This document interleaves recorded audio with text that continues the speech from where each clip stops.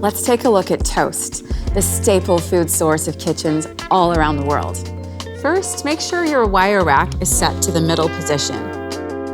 This is the center of the oven, which allows the Element IQ system to deliver high heat evenly from the top and bottom elements for perfect toast.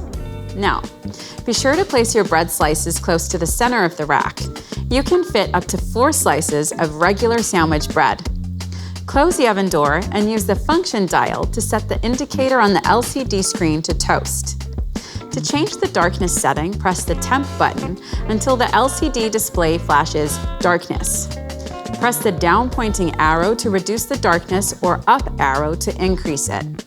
To change the number of slices, press the time button until Slices flashes on the LCD. Then, adjust the number of slices using the arrows. Press the Start Cancel button and the timer will start. You can adjust the toasting presets during the cycle and stop it by pressing Start Cancel. The frozen food and a bit more buttons are smart additions designed to help you achieve the best slice of toast every time. The frozen button reduces the oven temperature and extends the timer slightly to make sure the toast is evenly heated without burning the outside.